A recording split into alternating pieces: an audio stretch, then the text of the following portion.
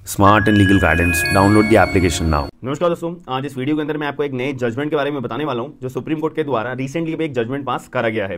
Case का नाम भी मैं आपको बता देता हूं, Pitambaram versus state of Kerala and another 2023 supreme court के द्वारा। अब इस केस के अंदर सुप्रीम कोर्ट ने बहुत क्लियर जवाब दिया है कि यहां पर आप लोगों ने अगर एक सेक्शन आता है हमारा section number 173 clause 8 of code of criminal procedure 1978 का, जिसमें यहां पे पुलिस के पास अथॉरिटी होती है कि अगर पुलिस ने एक बारी अपनी चार्जशीट फाइनल रिपोर्ट मैजिस्ट्रेट के पास में अपनी जमा करा दी है अंडर सेक्शन नंबर 173 क्लॉज 2 के अंदर, जो कि पुलिस जो अपनी इन्वेस्टिगेशन कंप्लीट करने के बाद अपनी एक चार्जशीट बनाकर तैयार करती है कोर्ट के सामने जमा कराने के लिए, तो एक बारी पुलिस के द्वारा ये जमा कर दी गई है। फिर बाद में अगर पुलिस को कोई जानकारी मिलती है, कोई एविडेंसेस कलेक्ट होते हैं, तो अगर पुलिस को अपनी दोबारा एक नई रिपोर्ट बना के, चार्जशीट बना के, फाइनल रिपोर्ट बना के जब कोर्ट के अंदर मैजिस्ट्रेट के पास में जमा करनी होती है, तो उसको हम चार्जशीट नहीं बोलते हैं, उसको हम बोलते हैं फर्दर इन्वेस्टिगेशन रिपोर्ट, जो हमारी 173 क्लॉज 8 के अंदर सीआरपीसी में मेंशन करी हुई है। पुलिस ऐसा जमा करा सकती है। बट यहां पे अभी सुप्रीम कोर्ट ने एक चीज को क्लैरिफाई करा है कि मैजिस्ट्रेट के ऑर्डर के बिना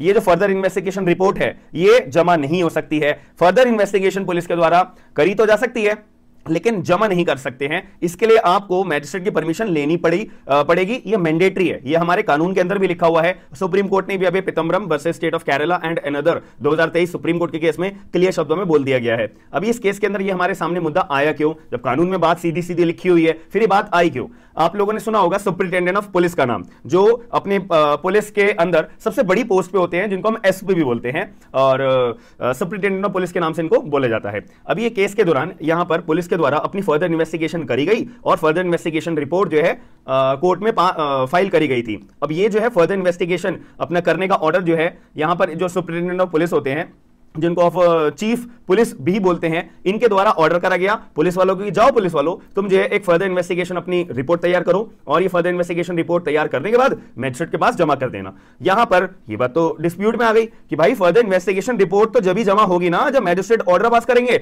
मैजिस्ट्रेट जुडिशियल ऑफिसर है, उनकी तो फिर क्या वैल्यू रह गई?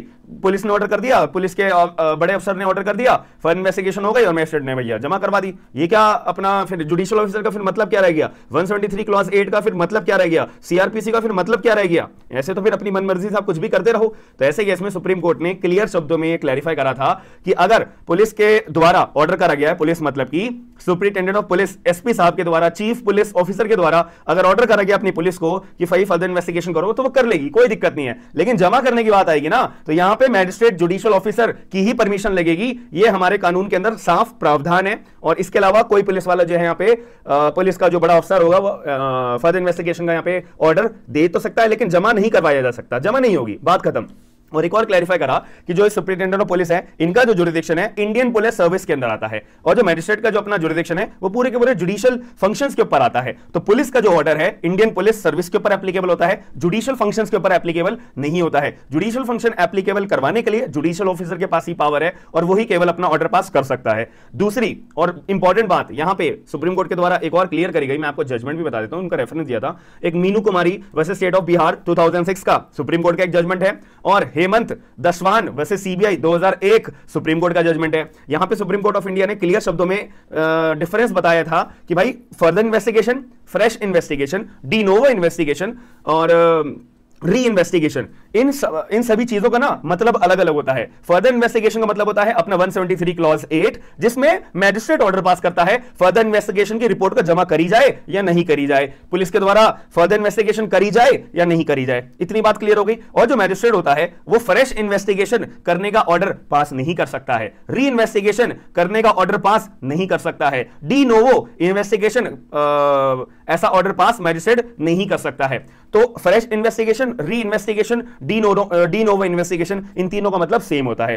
केवल मैजिस्ट्रेट के पास ऑर्डर होता है फर्दर इन्वेस्टिगेशन का ऑर्डर पास करने के लिए, बात खत्म। अब ये फ्रेश इन्वेस्टिगेशन, री इन्वेस्टिगेशन, डी नोवो इन्वेस्टिगेशन का ऑर्डर कौन पास करेगा? इसके लिए आपको कॉन्स्टिट्यूशनल कोर्ट्स के पास जाना होता है ये वाला ऑर्डर पास करवाने के लिए। कॉन्स्टिट्यूशनल कोर्ट्स कौन कौन सी होती है? हमारी हाई कोर्ट या सुप्रीम कोर्ट। तो केवल हाई कोर्ट या सुप्रीम कोर्ट के पास ही पावर है फ्रेश इन्वेस्टिगेशन का ऑर्डर पास करने के लिए, री इन्वेस्टिगेशन का ऑर्डर पास करने के लिए, डी नोवो इन्वेस्टिगेशन का ऑर्डर पास करने के लिए। ये बात हमारे को इन दोनों जजमेंट्स में क्लियर शब्दों में बता दी थी। Meenu Kumari versus state of Bihar 2006 supreme court and Hemant Dasmana versus CBI 2001 supreme court. मैं इस पूरे के पूरे जजमेंट की कॉपी भी आपको डिस्क्रिप्शन बॉक्स के अंदर दे दूंगा, जिससे कि आपके दिमाग में और क्लैरिटी रहेगी। और यहां पे जो है एक और जजमेंट आया था हमारा 2013 का, दो जजमेंट आए थे, Vinay Tyagi versus Irshad Ali 2013 supreme court, Devendra Nath Singh versus state of Bihar and another 2013 supreme court. यहां पे जो है इस केस के अंदर बोला गया था कि भाई अगर यहां पे आप फर्दर इन्वेस्टिगेशन अपनी कर रहे हो पुलिस वालों, और वहां पे आपने कोर्ट से परमिशन नहीं ली है, तो ये एक तरह से लीगल मैंडेट का उल्लंघन करना माना जाएगा। इसमें आपको जो है मैजिस्ट्रेट का परमिशन मैंडेटरी है, मतलब मैंडेटरी, ऐसा नहीं है कि ले ली तो बढ़िया है, नहीं ली तो नहीं है, नो, यहां पे मैंडेटरी प्रोविजन बनाया हुआ है कानून के अंदर, तो आपको ये पालन करना पड़ेगा। तो जजमेंट का नाम है it is very important for exam point of view.